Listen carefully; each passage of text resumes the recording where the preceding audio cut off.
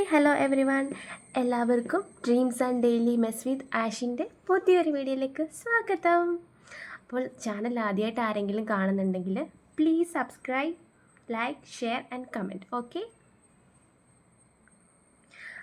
അപ്പോൾ നമ്മുടെ ചാനൽ തുടങ്ങിയിട്ട് ഇത് ഒരു രണ്ടാമത്തെ വീഡിയോ ആയിട്ടാണ് ഞാൻ വന്നിരിക്കുന്നത്. അപ്പോൾ എന്തെങ്കിലും കുറവുകളും തെറ്റുകുറ്റങ്ങളൊക്കെ ഉണ്ടാവാം. ആദ്യമായിട്ടാണ് ഇങ്ങനൊരു പ്ലാറ്റ്ഫോമിൽ വരുന്നത്. അപ്പോൾ എന്തെങ്കിലും തെറ്റുകളൊക്കെ ഉണ്ടെങ്കിൽ ക്ഷമിക്കുക. അപ്പോൾ ഞാൻ ഇന്ന് വന്നിരിക്കുന്നത് ഒരു അൺബോക്സിങ് വീഡിയോ ആയിട്ടാണ്. മറ്റൊന്നല്ല, തംബ്ലൈനിൽ കണ്ട പോലെ തന്നെ ഒരു മൊബൈൽ ഫോണാണ്. വളരെ ബഡ്ജറ്റ് ഫ്രണ്ട്ലി ആയിട്ടുള്ളത് ഒരു ഫോണാണിത്. അപ്പോൾ നമുക്ക് അതിൻ്റെ അൺബോക്സിങ് വീഡിയോ ഫസ്റ്റ് കണ്ടിട്ട് വരാം. ഓക്കെ.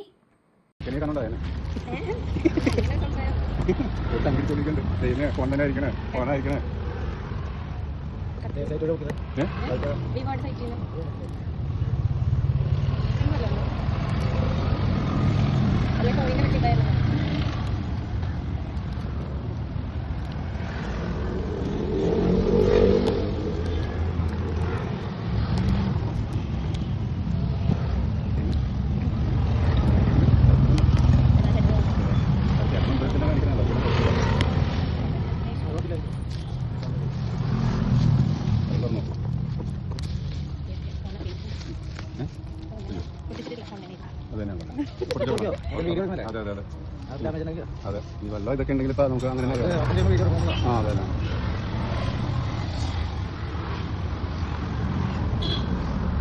പുറമെ സ്റ്റോക്ക് ഉണ്ട് അല്ലേ? അതെ, എടുക്കാം.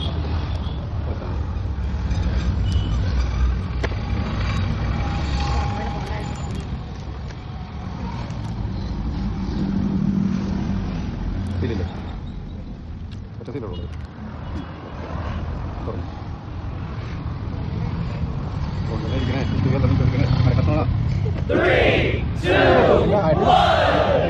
മരക്കട്ടല്ലേ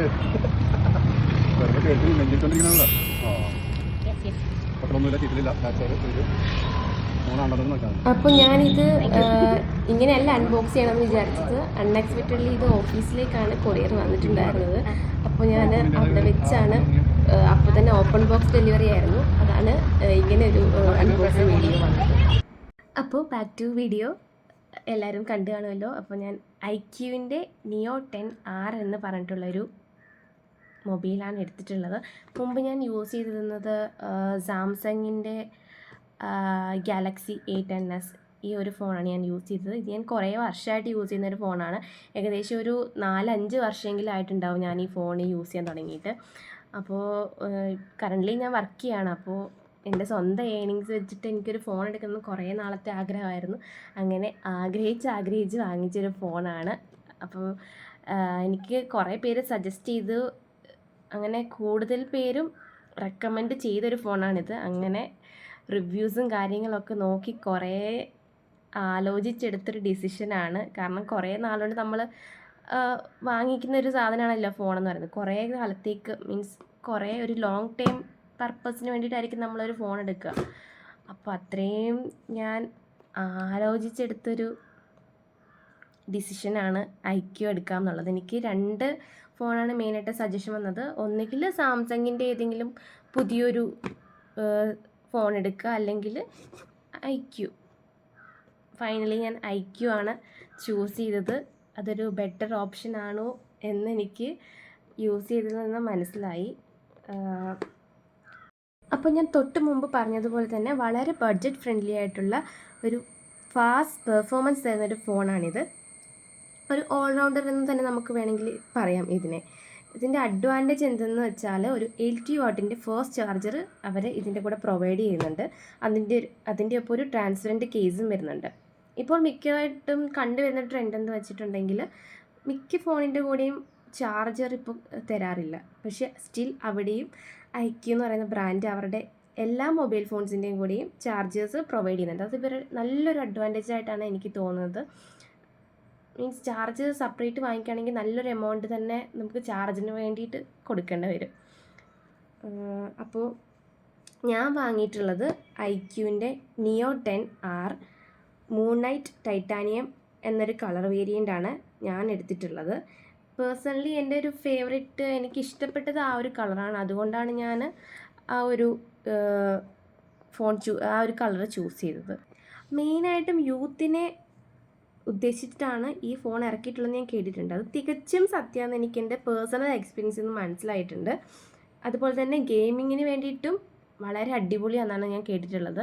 എൻ്റെ ബ്രദർ ഈ ഫോൺ വെച്ച് ഗെയിം കളിച്ച് നോക്കിയിട്ട് എൻ്റെ അടുത്ത് പറഞ്ഞത് അടിപൊളി പെർഫോമൻസ് ആണെന്നാണ്. പേഴ്സണലി എനിക്കങ്ങനെ ഗെയിമിനോടൊന്നും വലിയ താല്പര്യമില്ലാത്ത ആളാണ്. ഞാൻ അങ്ങനെ ഗെയിം കളിക്കാറില്ല. പക്ഷേ അവൻ യൂസ് ചെയ്തിട്ട് പറഞ്ഞത് ഗെയിമിനൊക്കെ വളരെ അടിപൊളിയാണെന്നാണ് പറഞ്ഞത്. പക്ഷേ എനിക്കതിൻ്റെ ആ ഒരു ടെക്നിക്കൽ സൈഡ് എങ്ങനെയെന്ന് എക്സ്പ്ലെയിൻ ചെയ്യാൻ അറിയില്ല. അതുകൊണ്ട് ഞാൻ അതിനെപ്പറ്റി കൂടുതലായിട്ട് പറയുന്നില്ല. ഫോണിൻ്റെ ബാക്കിയുള്ള കാര്യങ്ങൾ നോക്കുകയാണെങ്കിൽ ഡ്യുവൽ സിമ്മാണ് വരുന്നത്. 7.98 mm തിക്നെസ് മാത്രമാണ് ഇതിനുള്ളത്. 1.5K റെസൊല്യൂഷൻ വരുന്ന ഒരു ഡിസ്പ്ലേയും ആണ് ഇതിന് പ്രൊവൈഡ് ചെയ്തിട്ടുള്ളത്. 8 GB റാം 256 GB റോമിൽ വരുന്ന വേരിയൻ്റാണ് ഞാൻ ചൂസ് ചെയ്തത്. ഇതിൻ്റെ പ്രോസസ്സർ വന്നിട്ട് സ്നാപ്ഡ്രാഗൺ 8S Gen 3 ആണ് വരുന്നത്. അത് വളരെ നല്ലൊരു അഡ്വാൻറ്റേജ് ആയിട്ട് എനിക്ക് തോന്നിയിട്ടുണ്ട്. ഇതിൽ ലാഗിങ്ങോ കാര്യങ്ങളോ ഒട്ടുമേ ഇല്ല. ഇത് ഞാൻ യൂസ് ചെയ്ത് വെച്ചുള്ള എൻ്റെ പേഴ്സണൽ എക്സ്പീരിയൻസ് എന്ന് പറയുന്നത് ഒരു ലാഗിങ്ങും ഇതിന് ഇതുവരെ എനിക്ക് ഉണ്ടായിട്ടില്ല. അതുപോലെ തന്നെ 6400 mAh ബാറ്ററിയാണ് പ്രൊവൈഡ് ചെയ്തിട്ടുള്ളത്. സോ ഒരു 1.5 ഡേയിൽ കൂടുതൽ നമുക്ക് ഇതിൻ്റെ ചാർജ് ലാസ്റ്റ് ചെയ്യും. അതിൻ്റെ കാര്യത്തിലൊരു ടെൻഷനും വേണ്ട, ഞാൻ ഗ്യാരണ്ടിയാണ്. അതുപോലെ 32 MB front cam with 4K video സപ്പോർട്ടാണ് വരുന്നത്. അതുപോലെ ബാക്ക് ക്യാം വന്നിട്ട് 8 MB അൾട്രാ വൈഡും 50 MB സോണി IMX882 ആണ് വരുന്നത്. ഇതുവരെ യൂസ് ചെയ്തിട്ടുള്ള എൻ്റെ എക്സ്പീരിയൻസ് എന്ന് പറയുകയാണെങ്കിൽ വളരെ അടിപൊളി ഫോണാണ്. ലാഗിങ്ങോ കാര്യങ്ങളോ ഒന്നും തന്നെയില്ല. ഞാൻ ഹൈലി നിങ്ങൾക്ക് ഈ ഫോൺ റെക്കമെൻഡ് ചെയ്യും. അപ്പോൾ നിങ്ങൾ തീർച്ചയായിട്ടും വാങ്ങി യൂസ് ചെയ്ത് നോക്കുക. അങ്ങനെയല്ല, നിങ്ങൾക്ക് ഏതെങ്കിലും ഒരു ഫോൺ വാങ്ങണം എന്നുണ്ടെങ്കിൽ IQ ഞാൻ പ്രിഫർ ചെയ്യും. കാരണം അടിപൊളി മൊബൈലാണ്. എനിക്ക് തികച്ചും വളരെ ഇഷ്ടപ്പെട്ട് ഞാൻ ചൂസ് ചെയ്തൊരു ഫോണാണിത്. അതേപോലെ ഇതിൻ്റെ MRP വന്നിട്ട് 34,000 സംതിങ് ആണ് വരുന്നത്. പക്ഷേ എനിക്കിത് കിട്ടിയിട്ടുള്ളത് ഒരു 28,000-നാണ് ഞാൻ ഈ ഫോണ് എടുത്തത്. 28,999 അങ്ങനെ ഒരു എമൗണ്ടാണ് വന്നിട്ടുള്ളത്.